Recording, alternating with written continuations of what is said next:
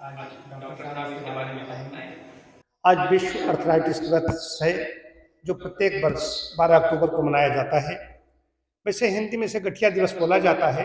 गठिया और अर्थराइटिस में थोड़ा अंतर होता है, लेकिन मुख्य विषय पर आता हूँ। आज का हर दिन का अपना एक विषय होता है। आज का विषय है सूचित विकल्प, बेहतर परिणाम। This year, 2024, the World Arthritis Day theme is Informed Choice, Better Outcomes. सूचित विकल्प, बेहतर परिणाम। बेहतर परिणामों के लिए चिकित्सकों से, जो उसके हेल्थ एक्सपर्ट है, उससे हमें संवाद करना होगा। हेल्थ जो स्वास्थ्य विशेषज्ञ है, संबंधित जो विशेषज्ञ है, उसको हम बताएंगे नहीं, कोई सूचना नहीं करेंगे, अपने रोग के बारे में सूचित नहीं करेंगे, तो बेहतर परिणाम नहीं है। और इस सबको होता है। अब क्यों होता, किनको उनको होता है, तो मुख्य चीज बता रहा हूं कि आबो, हमारे यहाँ एक भाषा बोली जाती है हरदोई, आबो। आस मतलब है आनुवांशिक, बास मतलब है वजन, और उस मतलब है उम्र। अगर आनुवांशिक पहले माता पिता को था तो जेनेटिक प्रॉब्लम आएगी, और वजन अगर अधिक है, वैसे उम्र लेते वजन लिए, वजन आज का 30-35 में अगर वजन बढ़ गया तो उनको प्रॉब्लम 30-35 में ऑस्टियोआर्थराइटिस शुरू हो रही है, नी पेन वगैरह शुरू हो जाते हैं। और उम्र जब बढ़ेगी तो सबको जरा अवस्था होती है, जो बहुत ज्यादा नियम संयम करे बच जाए तो बच जाए, नहीं बचना मुश्किल होता है। ये हुए इसके अलावा और भी बैठने का काम है, सेडेंटरी लाइफ स्टाइल है, ज्यादा देर तक बैठे रहते हैं, अकड़न जकड़न बढ़ेगी।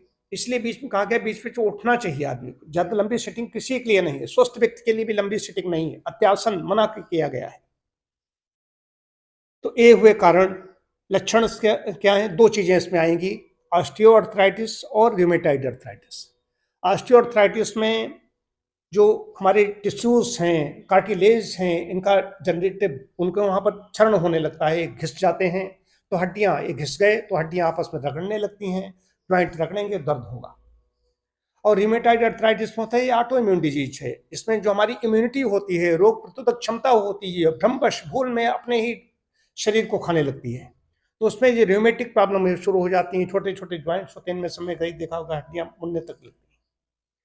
तो इनके सबके लिए कि, और ये साइकोसोमेटिक भी है। साइकोसोमेटिक मतलब है मनोदैहिक रोग, इसको कहा गया है। मन और देह का अटूट संबंध है। मन पर भी बहुत बड़ी चल रहा है, 2 दिन से मैं इस पर काम कर रहा हूं। मन मने मनुष्याणाम कारणम बंध मोक्षयो, बंधन और मोक्ष का कारण कहा गया मन को। लेकिन आजकल मन से बीमारियां हो रही हैं। मन अशांत है, मन तनावग्रस्त है, मन अवसादित है, तो ये समस्या होगी। अगर हो गई है तो फिर से उसको वहीं पर जाना पड़ेगा। एक वे सिम्टम्स इसमें ऐसे आएंगे, दर्द होगा, सूजन होगी, बैठे हैं तो दर्द नहीं है, चलने में दर्द हो रहा है। रिमेटॉइड अर्थराइटिस में परेशानी बहुत ज़्यादा बढ़ जाती है। जाड़े के दिनों में स्टिफनेस बढ़ेगी, जकड़न अकड़न बहुत ज़्यादा बढ़ जाएगी, आदमी को चलना फिरना, मूवमेंट करना मुश्किल हो जाता है। ये बड़ा विषय है। ऐसा कोई व्यक्ति नहीं है जिसके दर्द न हुआ हो। किसी ने कोई चोट लग गई, कहीं कुछ खींच हो गई, कहीं कुछ हो गया, तब हो गया। और 50 साल के बाद में सबको ही प्रॉब्लम होती ही होती है। करना क्या है, अब इसमें आएगी डाइट से बचाव के लिए हम क्या कर सकते हैं। एक तो अगर समस्या वैसी है, जेनेटिक प्रॉब्लम है, तो जेनेटिक प्रॉब्लम है और लाइफ स्टाइल भी गलत है, तो उसको कोई नहीं बचा सकता, तो अत्यधिक सावधान हो जाए। बाकी तो हम सब लोगों को सावधान होना चाहिए कि हम लोग इससे बचे हुए हैं। ये है जागरूकता कि हम बचे रहें, होने न दें। और जिनको हो गया है उनको ठीक नहीं किया जा सकता, उनको आराम दी जा सकती है, तो हम बचे रह सकते हैं। बचने के लिए क्या करना पड़ेगा, सबसे पहली चीज है कि वजन न बढ़ने दें, और साथ साथ में डाइट ऐसी लें जिसमें एंटीऑक्सीडेंट हों। जो हमारी फ्री रेडिकल्स हैं, जो ज्यादा व्यायाम करते हैं, 2-2, 3-3 घंटे व्यायाम करते हैं, गोविंद जैसे लोग, ये व्यायाम करते हैं, फ्री रेडिकल्स कोई नहीं नियंत्रित कर पाएगा। व्यायाम खाली दिन भर व्यायाम करना ये बीमारी है। व्यायाम का एक समय है, 30 से 40 मिनट पर्याप्त हो गया। ज्यादा व्यायाम करोगे तो डिजनरेशन शुरू होगी और फ्री रेडिकल्स अंदर बढ़ेंगे। उनके लिए एंटीऑक्सीडेंट अंदर पहुंच नहीं रहे हैं। क्या खा रहे हो, कैसे खा रहे हो, तो उसमें मुख्य चीज है कैल्शियम, विटामिन डी और ओमेगा 3 फैटी एसिड्स। ये 3 डाइट का बहुत बड़ा रोल है। हर व्यक्ति की डाइट है, डाइट को हल्के ढंग से नहीं लिया जा सकता है। वैसे मन का अपना मन को हल्के ढंग से नहीं ले सकते। तो आहार को हल्के ढंग से नहीं ले सकते। आहार की बहुत बड़ी भूमिका है इसमें।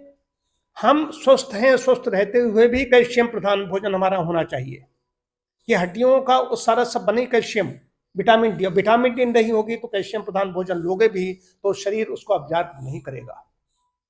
ऐसे तो काम आता रहता है। और जो चीनी ज्यादा खा रहे हैं, बताना आवश्यक, चीनी जो खा रहा है उसका कैल्शियम जाएगा।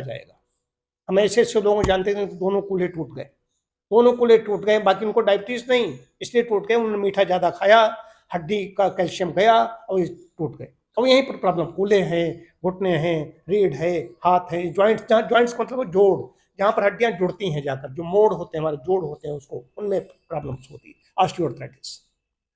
मुख्य चीज है घुटने। तो इसके लिए अपने आहार को रखना पड़ेगा, व्यायाम भी करना पड़ेगा। व्यायाम में योगासन, प्राणायाम, ध्यान सब करना है, टहलना भी इसमें आवश्यक है, साइकिलिंग भी इसमें आवश्यक है। जिनको प्रॉब्लम हो गई है वो अपने हेल्थ एक्सपर्ट से संपर्क करें, और जो भी बचे हुए हैं उनको भी संपर्क करना चाहिए। स्वस्थ रहते ही, यहाँ पर क्या है, स्वस्थ रहते ही वो नहीं आएगा कि हम अपने शरीर को कैसे फिट रखें, इसके लिए लोग नहीं आ रहे हैं। बीमार हो जाते हैं, बीमार होने पर भी जब पौधा अंकुरित हो रहा है तो वहां पर नहीं आएंगे। जब पूरा वृक्ष का रूप ले लेता है, जब रोग असाध्य हो जाता है, कष्ट साध्य हो जाता है, तब चिकित्सक से संपर्क करते हैं। तब तक वो टिप्स लेते रहते हैं, तमाम प्रकार के नुस्खे लोग बताने वाले हैं। अभी जाओ नुस्खे, अभी पूछो जाकर, हमारे नाक में खुजली हो रही, ऐसे नुस्खे दे देंगे, खुजली हो रही भाई खुजला डालो। अगर कोई दाना ना हो गया तो बताओ, नहीं, वहां पर ऐसे नुस्खे देंगे जिन्हें कुछ नहीं मालूम, उनके मन में उसमें जो कुछ आ गया मालूम होता, परमात्मा उनके अंदर सीधा बोल रहा है बैठा हुआ। ऐसे नुस्खे दे देंगे जो प्राण घातक होंगे। तो इसमें आहार, व्यायाम, विश्राम, नींद, इनका सबका, प्राकृतिक जीवन शैली, अपनी जीवन शैली ठीक करके इससे बचे रह सकते हैं। और नहीं तो ये मृत्यु नहीं होती, लेकिन आदमी की इतनी पीड़ा होती है इसमें, वही जानता है, जो इससे भुगत रहा है वही जानता है कि कितनी पीड़ा होती है। वो चाहता है कि हमारा प्राणांत हो जाए, इससे छुटकारा मिल जाए। घुटने बदलने के बाद में भी लोगों को प्रॉब्लम होती है। मेरे पास से मतलब कि अटल बिहारी वाजपेयी जो हमारे देश के प्रधानमंत्री रहे, उनके जब घुटने बदले गए उससे पहले मैं उनको पत्र लिखा, मैं आज उस पर पत्र, उसमें वीडियो में लगाया जाएगा, ये पत्र लिखा था मैंने, पत्र लिखा था, वो तो मेरे पास तो नहीं है। वहां से जो पत्र आया उनकी एडिशनल प्राइवेट सेक्रेटरी आरती काचरू का, हमारे पास रखा हुआ है। जब मेरे पास पत्र आया तो वो पहुंच गए थे ब्रीच कंडी में, ब्रीच कंडी में पहुंच गए थे। वहां पर डॉक्टर बाहर से कोई आया था, उसने किया था, उसको पद्मश्री भी मिला। थोड़े दिन तक चलाया, उसके बाद में जो दवाएं वैसी गई, उसके बाद तमाम डिमेंशिया जैसी चीजों में चले गए। हम नहीं ठीक कर देते हैं, तो उसको ठीक कोई नहीं कर सकता, लेकिन उनका वजन जिसका 1 क्विंटल प्लस हो, तो घुटने के मतलब कि ऑपरेशन के बाद में वो दवाओं के जो साइड इफेक्ट होते हैं, जो परेशानियां होती है, उसके बाद में ही इतना बड़ा विद्वान व्यक्ति एकदम एकांत में चला गया, उसको पता भी नहीं कि हम कौन है, क्या है, ये भी नहीं पता रह गया। तो ये है कि हमें अपनी जीवन शैली ठीक रखनी पड़ेगी। जीवन शैली ठीक रख करके इस अर्थराइटिस से हम बचे रह सकते हैं। छोटी मोटी प्रॉब्लम्स आएंगी, वो कोई बात नहीं, वो कोई समस्या नहीं, आती ही है, लेकिन उतनी ज्यादा प्रॉब्लम नहीं होगी। ये वेट बेयरिंग बोन्स हैं घुटने, इस पर भार ज्यादा होगा। अभी मुझे 50 किलो वजन ले जाना है, मान लीजिए स्टेशन, हमें उसके लिए रिक्शा चाहिए, कोई वाहन चाहिए। 20 किलो ले जाना, उसके लिए वाहन चाहिए। 2-4 किलो चलो हम पैदल ले जा सकते हैं। और वही मैं अपना 20 किलो वजन बढ़ा लूँ, जो आदर्श वजन है, अगर 20 किलो वजन बढ़ा लूँ तो क्या होगा, इस पर हमारे शरीर पर आ रहा है, शरीर ज्वाइंट्स पर आ रहा है, मुख्य चीजें घुटनों पर आ रहा है। वेट बेयरिंग, ये पूरे भार हो रही है। गर्दन का भी यही हो रहा है, सर्वाइकल की हो रही, भार हमारे ढो रहे हैं। भार यहाँ रखोगे परेशानी होगी। तो इसका सबका बहुत ध्यान रखना है। भार ढोना अच्छी बात है, भार ढोना चाहिए, थोड़ा बहुत उठाना चाहिए, उससे मजबूती आती है, लेकिन उसकी भी अति नहीं होनी चाहिए। हमारे शरीर ऐसा होना चाहिए थोड़ा बहुत भार उठा सके, तो इसका ध्यान रखना है। बराबर जब भार शरीर ढोएगा, वजन ज्यादा होगा तो परेशानी बढ़ेगी। तो ये बहुत महत्वपूर्ण बात थी, इसको बताएं। स्वस्थ रहें, ऐसे रोगों से बचें, बचाव के सारे तरीके अपनाएं।